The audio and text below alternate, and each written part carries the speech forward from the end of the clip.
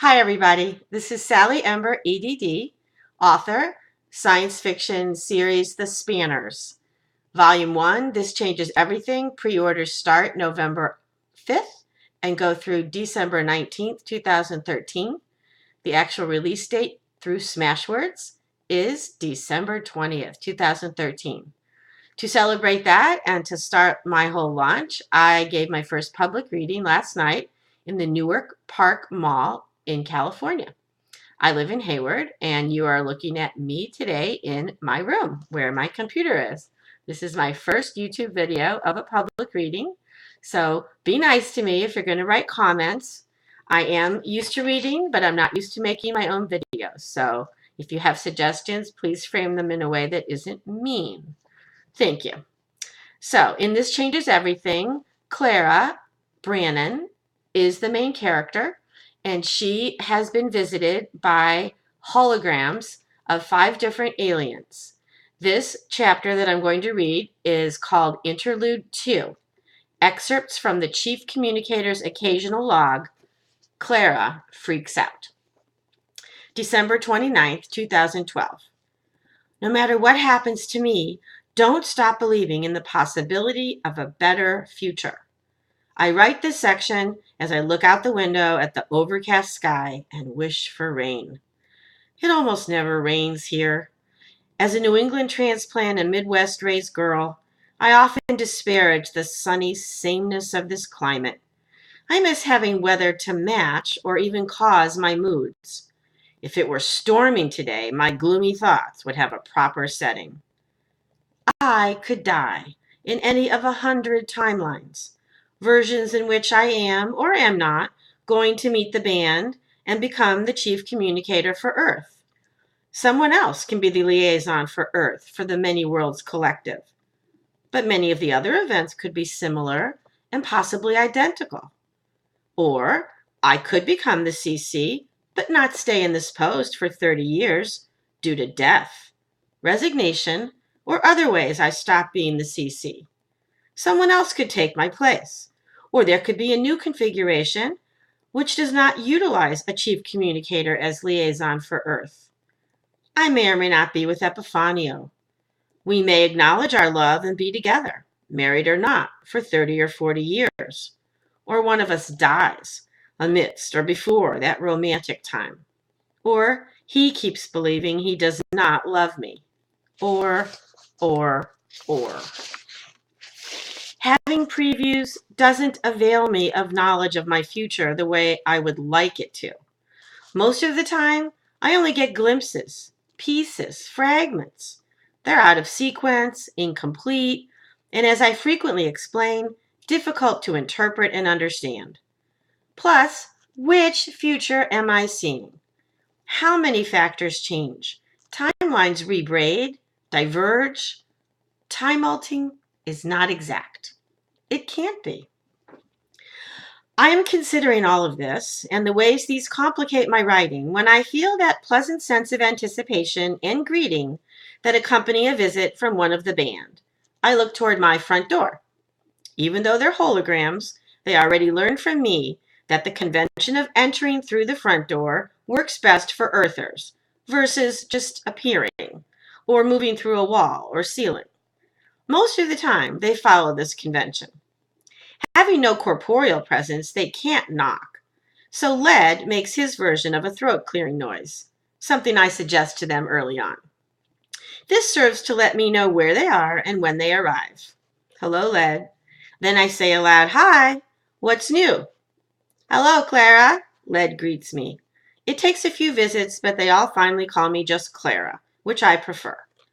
"We receive a distress signal, and I am the first to respond." "Distress?" I ask.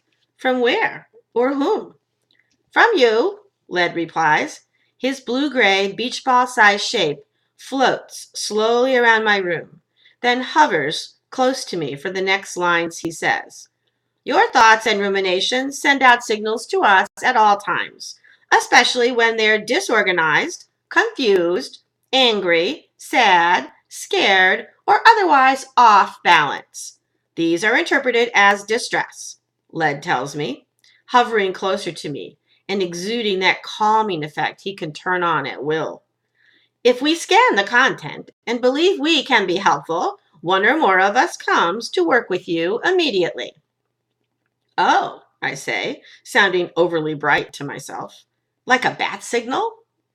Great. I can't even freak out privately anymore.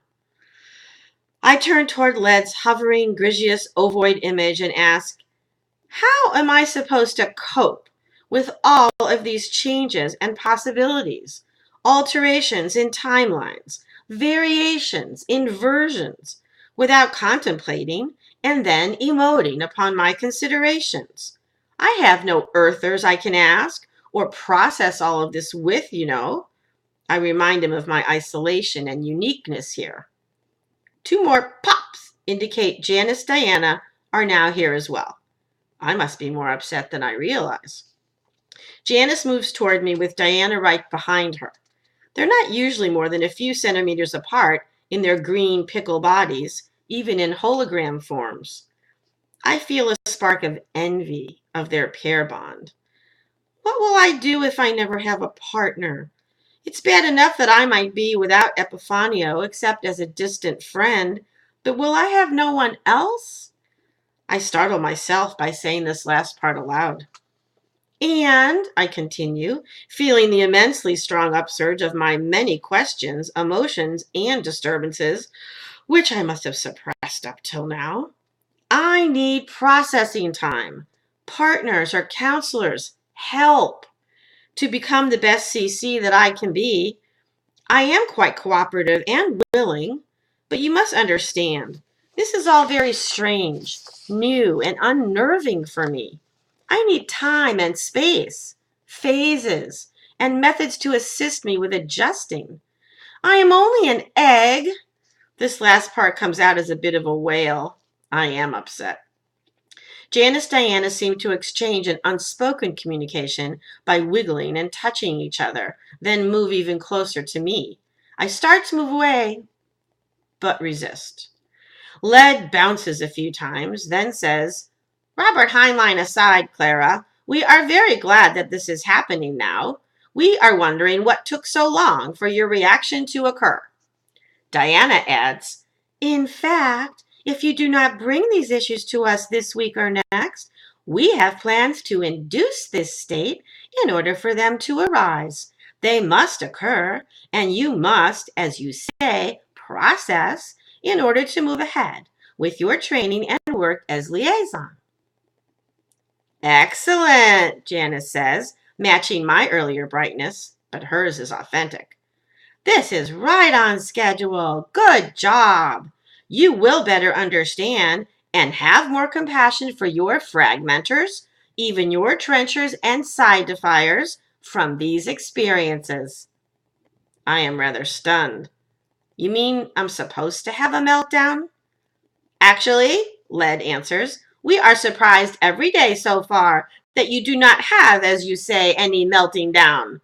Other locations' liaisons react much more strongly and negatively right from the first visitation, usually, or much earlier than you. Many are so frightened that we have to use hypnosis or other tools to calm them down. Some even quit and join the opposition forces. Led says this last part in a tone I rarely hear from him, one I can only describe as sorrowfully angry. I surprise myself again by feeling my eyes fill with tears. I allow this, since crying seems quite necessary and long overdue. My chest feels tight. I know the best release is to let the sobs increase and wind down naturally, so I continue. There are very few thoughts. Mostly the feeling is one of loss, closely accompanied by fear and confusion. How will I do this alone, with no earther to support me? The band is great, but they are not enough. Not exactly what I always need. I need a friend. I yearn for my favorite version of Epifanio, and for more understanding versions of my family or friends to talk with, to share deeply about all of this. But I know these versions won't even want to hear about this yet, and many will never be able to understand my experience, even when they want to be supportive. Most will be more excited about my new role and the improvements in Earth's conditions than empathic about what I am losing, facing, and fearing. If I am doing all of this without a partner for now and without Epifanio ever, who else has the courage and interest to be with me once I'm well known as the chief communicator? How does the most public and possibly powerful Earther ever get a date with someone new? This brings a fresh wave of crying, and I yield to it. I am so side-peed. A fresh wave of sobs engulfs me as I remember the choices I have yet to make, will make, have already made. Shit! I hate multiverse verb tenses. I can't even talk clearly about my grief. I pound on my thighs futilely as I cry. Every side penalty I ever have, every one I have to pay, flows through my mind, most of them involving relinquishing Epifanio one way or another. No matter how many times in ways I time-ult, I must choose between my personal satisfaction or temporary happiness and more lasting global harmony and peace. What kind of a choice is that? Especially for a Buddhist who has taken vows, and I really believe in my vows, not to harm, to be less selfish. Every single one of my side P's reveals a trade that must be made with great sorrow and sacrifice. But I hope with honor and integrity. Sometimes, as I find out through my years as CC, the side P is known only to the one paying the price. Sometimes others know or are told. Some side Ps are quite public, especially during transition. So most Earthers eventually understand that time-alting carries a cost. A side P is usually necessary. Knowing I'm not the only one who gets side P'd, read heartbroken, does help somehow. But every time I allow the enormity of what I will undergo and forego, if I have to renounce any timelines that include Epifanio's loving and being with me, I just want to have a full-blown tantrum. I wait, how many? 30 years for it to be our time, but our happiness is derailed by world and multiverse needs and conditions? Really? Is that the thanks I get? Eventually, I feel my tears ebbing. No solutions. But I somehow feel better and more able to face what lies ahead. I joke aloud, knowing these three are following my internal trials. Is there some kind of dating service for liaisons? How about therapists? Support groups? What about privacy screens I can erect anywhere, inside or out? Pop, pop, Ringo and Mick appear. Ringo waves 2 of his 6 orange appendages towards me and says, "Great, you're ready for your next training then." "All right, good work, Clara," Mick adds, his flat top's lights blinking various colors rapidly while his green cilia wave in unseen waters across his hollow form.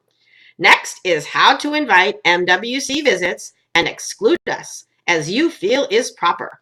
Privacy, as you call it, can occur in somewhat limited forms, even for liaisons."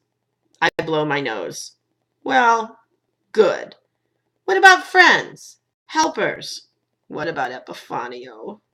I feel that familiar yearning and pain that accompany my remembering the lack of his presence in my life, the loss of our future. Janice offers, "There is a liaison chat area you can access. We can show you the methods." Also, Diana continues, "many liaisons who wish to be partnered become so or continue to be so. This is not impossible." Much more important, though, LED refocuses, is increasing your capacity to continue in this role on your own, independently. Are you willing to become more able? Independently? With all of you and all of my protective overseers, you mean? Maybe I'll do a Patty Hearst and fall in love with one of my OS guards. Oi. I take a deep breath and check in throughout my consciousness, all the way through to and within non-dual Rigpa. and back through to ordinary dual awareness. Back and forth, swishing around, looking for flaws, gaps, holes. Just the usual heartache deep inside. Manageable. I think I'm all right. Let's continue. I feel myself being scanned. Then Led responds, yes, fine. We proceed. Thank you, I tell them. I needed that. The Tears and Fears session, I mean. And will again, Diana says. Just remember, you have to be healthy inside and out, as much as possible. This is very difficult and challenging work. No one else here does what you do. Janice tells me, and the rest seem to agree, we will help. Good, I say gratefully. I need all the help I can get.